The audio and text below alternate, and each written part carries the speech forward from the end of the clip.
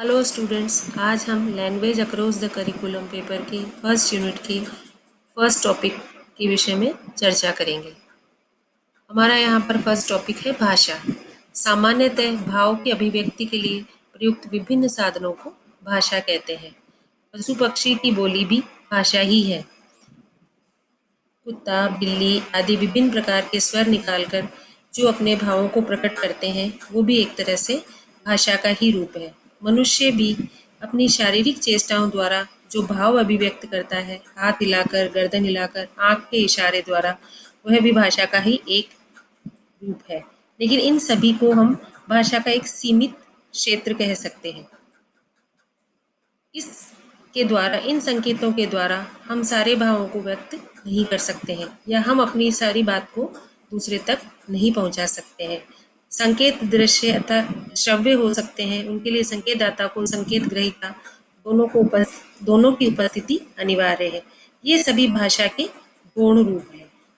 सामान्यतः हम भाषा उसे कह सकते हैं, भाषा को वैचारिक आदान प्रदान का माध्यम भी कहा जा सकता है, या भाषा वह साधन है जिसके द्वारा हम अपने विचारों को व्यक्त कर सकते हैं और इसके लिए हमें वाचिक ध्वनियों का प्रयोग करते हैं।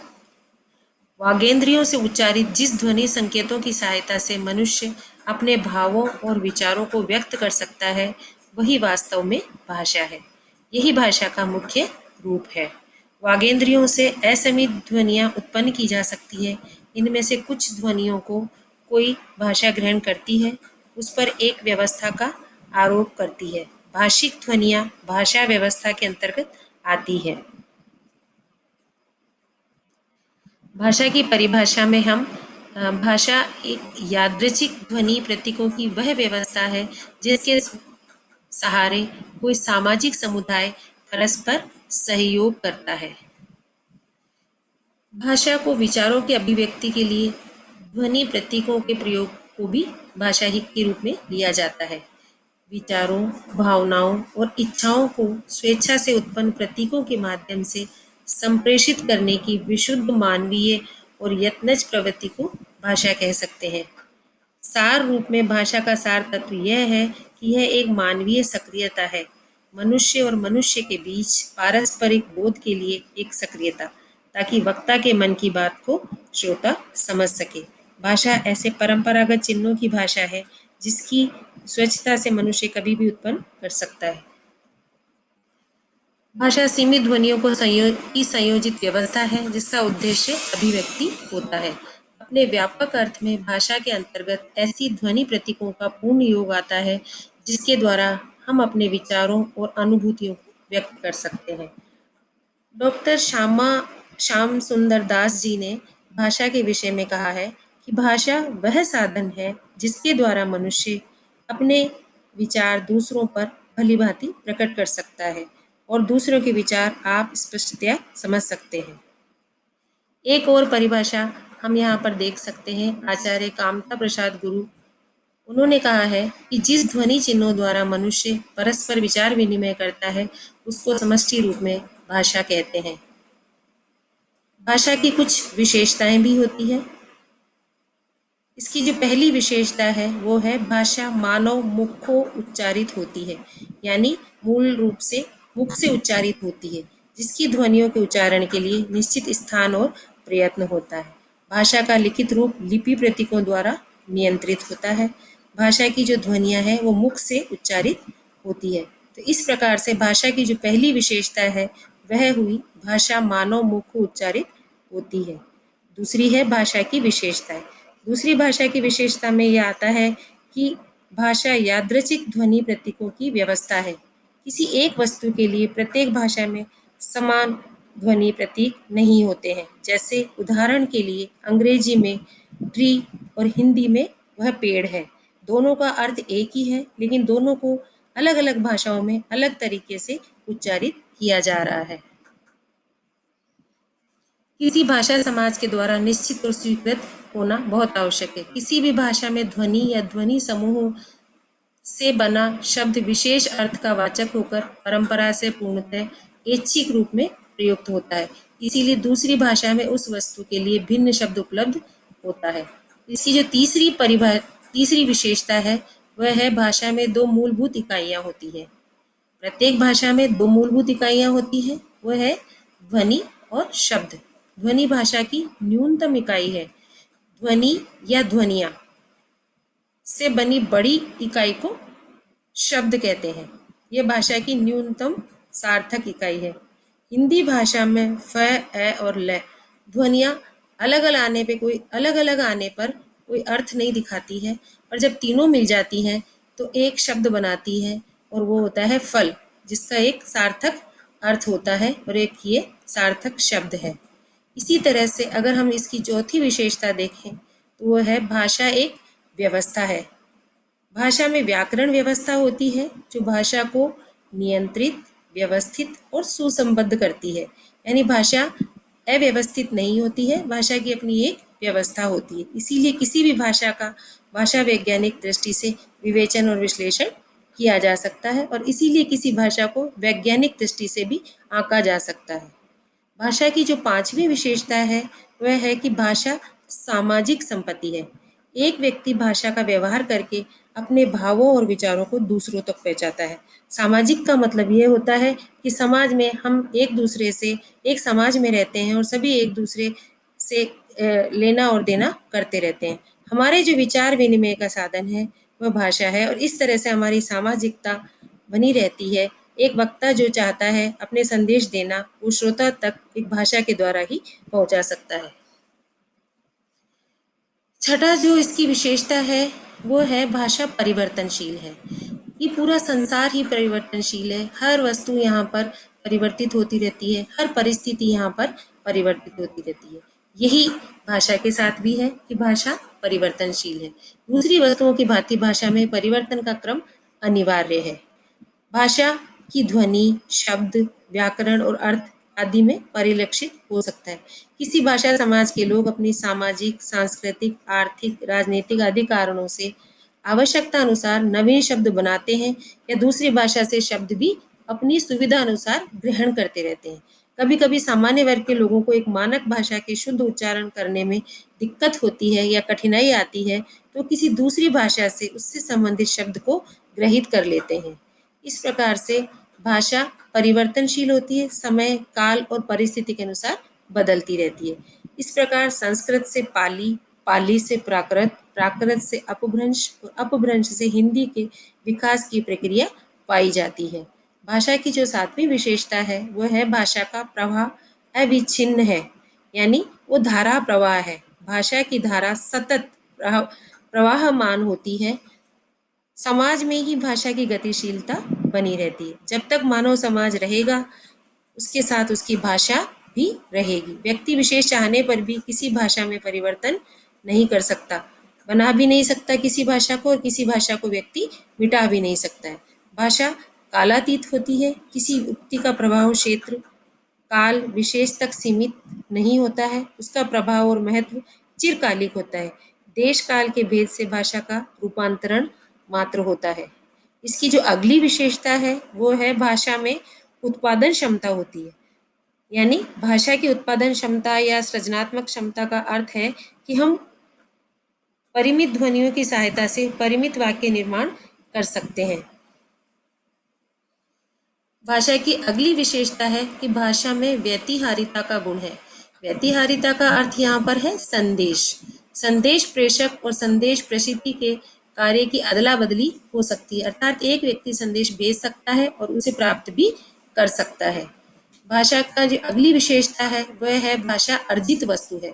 मनुष्य में भाषा सीखने की नैसर्गिक शक्ति है। वह प्रयास पूर्वक कोई भी मनुष्य कोई भी भाषा सीख सकता है। सहज स्वाभाविक परिवेश में बच्चा समाज में अनुसरण द्वारा भाषा सीख जाता है। किसी भाषा विशिष्ट का ज्ञान लेकर वह जन्म नहीं लेता है। एक हिंदी भाषी बच्चा दूसरे क्षेत्र में जाकर इंग्लिश या अन्य भाषाएं सीख सकता है, जिस दक्षता से मूल भाषाभाषी सीखते हैं। भाषा का व्यवहार जितना अधिक होगा भाषाई क्षमता उतनी ही दृढ़ होती जाएगी। भाषा की जो अगली विशेषता है वह है भाषा सामाजिक दृष्टि से स्तरित होती है। भाषा के सभी प्रयोक्ताओं का सामाजिक स्तर, सांस्कृतिक स्तर, शैक्षिक स्तर आर्थिक स्तर और व्यवसाय का स्तर एक जैसा नहीं होता। सब लोग सभी शब्दों पर अधिकार नहीं रखते या व्याकरण का संपूर्ण ज्ञान नहीं रखते। वे अपने अपने स्तर के अनुसार भाषा का प्रयोग करते हैं। एक मजदूर की भाषा एक दार्शनिक की भाषा से बिल्कुल विपरीत या बिल्कुल अलग हो सकती है। विभिन्न पेशों में प्रयुक्त होने वाले या विभिन्न व्यवसायों में प्रयुक्त होने वाले शब्द भी अलग अलग हैं। इसीलिए एक वकील की भाषा और एक किसान की भाषा में भी अंतर पाया जाता है। एक भाषाभाषी दो व्यक्ति स्थान भेद से भी भिन्न भिन्न शब्दों तथा शैलियों का प्रयोग करते हैं। आज उत्तर भारत में रहने वाला व्यक्ति दक्षिण भारत के व्यक्ति से सेम बात करता है या एक ही प्रकार की बात करता है तो भी उनमें अलग अलग शब्दों का वो प्रयोग करते हैं, उनका लहजा भी अलग होता है। अगली जो इसकी विशेषता है वह है भाषा स्थिरीकरण से प्रभावित होती है। भाषा में सदा दो विरोधी प्रवृत्तियां काम करती है। पहली है केंद्राभिगामी और दूसरी है केंद्रापगामी। केंद्राभिगामी प्रवृत्ति भाषा के परिवर्तनशीलता की गति को रोकती है, स्थिरता उसमें लाती है, भाषा को परिष्कृत और सुरक्षित रखती है, भाषा मानक होती है। केंद्रापगामी प्रवृत्ति भाषा में परिवर्तनशीलता लाती है, नवजीवन का संचार करती है। भाषा में इन दो परस्पर विरोधियों में संघर्ष हमेशा चलता रहता है। भाषा की अगली विशेषता है कि भाषा स्वभावतः स्वतंत्र होती है। भाषा पहाड़ी नदी की तरह बहना पसंद करती है या पहाड़ी नदी की तरह बहती है। स्वतंत्र रहना उसका स्वभाव होता है। पहाड़ी नदी का गतिरोध होने से उस बाधा को तोड़कर वह नदी आगे बढ़ जाती है। इसी प्रकार भाषा के प्रभाव में साहित्यिक भाषा और व्याकरणबद्धता के नाम पर यदि गतिरोध उत्पन्न होता है तो वह भी बाधाओं को तोड़कर जनभाषा के रूप में विकसित हो जाती है और आगे बढ़ती रहती है। इसीलिए प्रत्येक भाषा के दो रूप उपलब्ध होते हैं, एक तो होता है साहित्यिक भाषा और एक होता है जनभाषा या आम बोलचाल की भाषा। भाषा की अगली विशेषता है प्रत्येक भाषा की संरचना अलग होती है। प्रत्येक भाषा ध्वनि, शब्दावली, उच्चारण, शब्द रूप, धातु रूप, वाक्य संरचना, व्याकरण की दृष्टि से दूसरी भाषा से भिन्न होते हैं। संस्कृत में लिंग वचन 3-3 है जबकि हिंदी में 2-2 है। ग्रीक में च ध्वनि नहीं होती, रूस में है ध्वनि नहीं है, तमिल प्राणत्व नहीं है, हिंदी में ये है। इस प्रकार से भाषा की अगली विशेषता है कि भाषा संप्रेषण का मौखिक साधन है। भाषा के द्वारा संप्रेषण कार्य पूरा होता है। भाषा के दो रूप हैं, मौखिक और लिखित। प्रत्येक भाषा में मौखिक रूप उपलब्ध है। अविकसित भाषा का लिखित रूप नहीं होता है। भाषा का मौखिक रूप विकसित नहीं होने के बाद लिखित रूप विकसित होता है। उच्चारित भाषा में स्वर के आरोह अवरोह, बलाघात आदि द्वारा भाषा जितनी स्पष्टता से व्यक्त की जा सकती है, लिखित भाषा द्वारा ऐसा संभव नहीं है। केवल पाठक को भाषा पर विविध भंगिमाओं को आरोपित करके पढ़ना पड़ता है। मौखिक भाषा सप्राण है, इसका संबंध समाज की समकालीन पीढ़ी से है, जबकि लिखित भाषा का संबंध भूत, भविष्य और समकालीन वर्तमान पीढ़ी से होता है। अब आगे आता है भाषा की प्रकृति, नेचर ऑफ लैंग्वेज। भाषा की प्रकृति निम्न प्रकार से है। इसका जो प्रथम यहाँ पर है बिंदु वो है भाषा पैतृक संपत्ति है। भाषा पैतृक संपत्ति का अर्थ है कि पिता की भाषा पुत्र को पैतृक संपत्ति की भांति ही प्राप्त होती है, किंतु ऐसी बात भी नहीं है कि किसी भारतीय बच्चे को 1-2 वर्ष की स्थिति में अवस्था में अन्य देश में पाला जाए तो हिंदी या हिंदुस्तानी आदि भाषा न समझ सकेगा और न बोल सकेगा। यदि पैतृक भाषा संपत्ति होती तो भारतीय बालक भारत से बाहर से कहीं भी रहकर बिना प्रयास के हिंदी भाषा समझ और बोल लेता, लेकिन उसे हिंदी के अलावा दूसरी भाषा सीखने के लिए बाहर जाकर प्रयास करना नहीं होता है। वो अपने घर में ही रह के हिंदी और अन्य भाषाएं भी सीख सकता है, लेकिन हिंदी सीखने के लिए उसे कहीं बाहर जाकर सीखने की आवश्यकता नहीं होती। वह अपने पिता और माता द्वारा बोली जाती है घर में, उसी को सुनकर वो अपनी इस भाषा को सीख लेता है। अगला जो इसकी प्रकृति है वह है भाषा अर्जित संपत्ति है। मानव अपने चारों ओर के समाज और वातावरण से भाषा सीखता है। भारत में उत्पन्न बालक इंग्लैंड में रहकर इसीलिए अंग्रेजी बोलने लगता है क्योंकि उसके चारों ओर का अंग्रेजी का वातावरण रहता है। अतः स्पष्ट है कि भाषा आसपास के लोगों से अर्जित की जाती है और इसीलिए यह एक अर्जित संपत्ति है। भाषा किसी एक व्यक्ति की अपनी खुद की संपत्ति नहीं है। अगली जो इसकी प्रकृति का बिंदु है वह है भाषा सामाजिक वस्तु है। भाषा पूर्णतः आदि से अंत तक समाज से संबंधित है। इसका विकास समाज में ही होता है और समाज में ही ये भाषा आगे बढ़ती है। इसका जो अगला बिंदु है प्रकृति का वह है भाषा परंपरा है। व्यक्ति उसका अर्जन कर सकता है, उत्पन्न नहीं। अर्थात कोई व्यक्ति अगर चाहे कि मैं अपनी एक नई भाषा बना लूं, नई भाषा उत्पन्न कर लूं, तो ऐसा नहीं हो सकता। भाषा परंपरागत वस्तु है। व्यक्ति उसका अर्जन परंपरा और समाज से करता है। एक व्यक्ति उसमें परिवर्तन तो कर सकता है, उसमें बदलाव तो ला सकता है, उसमें कुछ नए शब्द तो जोड़ सकता है, पुराने कुछ शब्दों को हटा सकता है, किंतु उसे उत्पन्न नहीं कर सकता है। भाषा की प्रकृति का अगला जो बिंदु है वह है भाषा का अर्जन अनुकरण द्वारा होता है। यानी भाषा को हम अनुकरण द्वारा सीखते हैं। शिशु के समक्ष माँ जो कहती है बालक उसे सुनता है। वो बिना किसी विद्यालय में औपचारिक रूप से सीखे, वो धीरे धीरे उसे स्वयं ही सीखने का प्रयास करता है और सीख भी जाता है। अरस्तु ने इस संबंध में एक बात कही है कि अनुकरण मनुष्य का सबसे बड़ा गुण है और इसी पर आधारित ये बात है कि भाषा व्यक्ति अपने घर में अपने से बड़ों का अनुकरण करके सीख जाते हैं। इस प्रकृति का जो अगला बिंदु है वह है भाषा चिर परिवर्तनशील है। Language is changing. भाषा के दो रूप होते हैं, मौखिक और लिखित। भाषा के दो आधार होते हैं, शारीरिक और मानसिक। अनुकरणकर्ता की शारीरिक और मानसिक परिस्थिति सदैव ठीक वैसी ही नहीं रहती जैसी कि उसकी हमेशा से रही है। इसका अनुसरण किया जाता है। इसके अतिरिक्त प्रयोग से घिसने और बाहरी प्रभाव से भी परिवर्तन होता है। अतः भाषा परिवर्तित होती रहती है।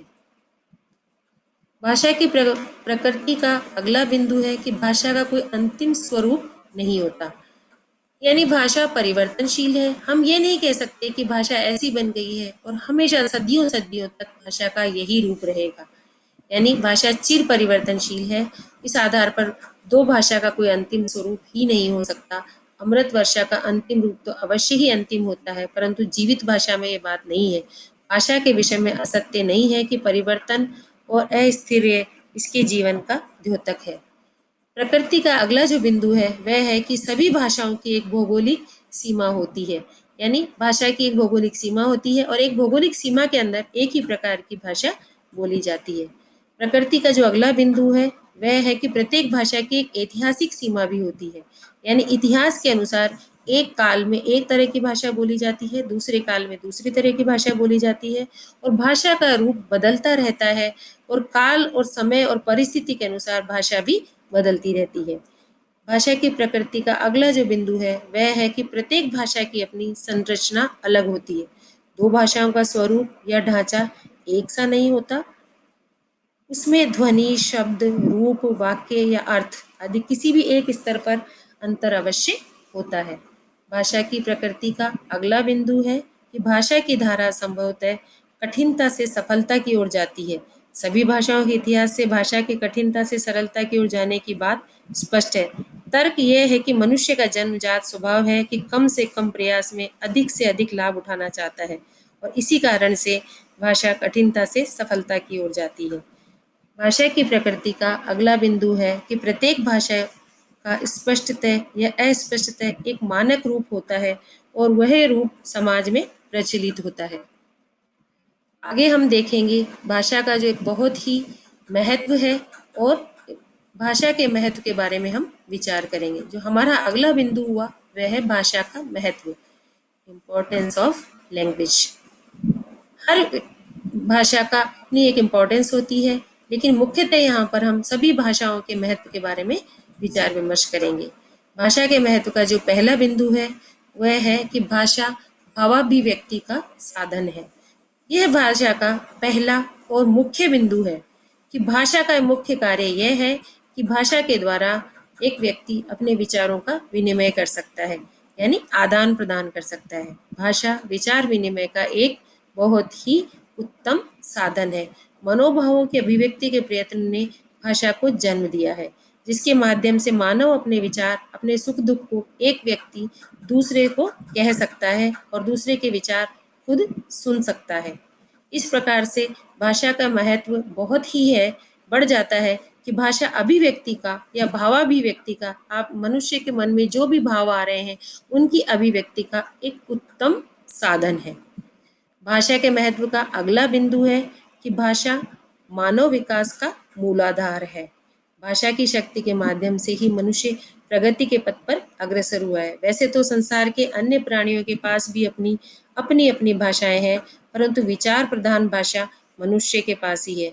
मनुष्य के अभाव में मनुष्य विचार भाषा के अभाव में मनुष्य विचार नहीं कर सकता है, और अगर वो विचार करता भी है तो अपने विचारों का वो विनिमय नहीं कर सकता है, और विचार के अभाव में वह अपने ज्ञान विज्ञान के क्षेत्र में प्रगति भी नहीं कर सकता है। भाषा के महत्व का अगला बिंदु है कि भाषा मानव सभ्यता एवं संस्कृति की पहचान है। जैसे जैसे मानव समाज ने अपनी अपनी भाषा में प्रगति की, वैसे वैसे उसकी सभ्यता और संस्कृति का विकास हुआ। ज्ञान विज्ञान के क्षेत्र में प्रगति हुई और श्रेष्ठ साहित्य का सृजन भी हुआ। तभी किसी जाति, समाज व राष्ट्र की सभ्यता और संस्कृति का आकलन उसके साहित्य से ही किया जा सकता है। अतः भाषा की कहानी ही मानव सभ्यता एवं संस्कृति की कहानी भी है, और किसी भी मानव सभ्यता के का आकलन उसकी भाषा से किया जा सकता है। भाषा के महत्व का अगला बिंदु है विचार शक्ति का विकास। भाषा के बिना विचारों को याद रखना असंभव है, और मनन शक्ति और विचार शक्ति का विकास भी संभव नहीं हो सकता। भाषा के महत्व का अगला बिंदु है ज्ञान प्राप्ति का प्रमुख साधन। भाषा के माध्यम से ही एक पीढ़ी पुरानी पीढ़ी नई पीढ़ी को सामाजिक विरासत के रूप में अब तक का संक्षिप्त ज्ञान भावी पीढ़ी को सौंप देती है, और यही क्रम निरंतर चलता रहता है, यानी भाषा का विकास होता रहता है। भाषा के महत्व का अगला बिंदु है कि भाषा मानव के भाव, विचार, अनुभव एवं आकांक्षाओं को सुरक्षित रखती है। यानी भाषा के माध्यम से हम अपने भाव, विचार, अनुभव, हमारी आकांक्षाएं जो भी हैं उनको सुरक्षित रख सकते हैं। प्रत्येक आने वाली पीढ़ी उसमें अपने भाव, विचार, अनुभव और आकांक्षाएं जोड़कर अपने से आगे की पीढ़ी को स्थानांतरित करती रहती है, और इस प्रकार एक पीढ़ी से मानव के भाव दूसरी पीढ़ी तक पहुंचते रहते हैं। भाषा के अभाव में ये सब असंभव है।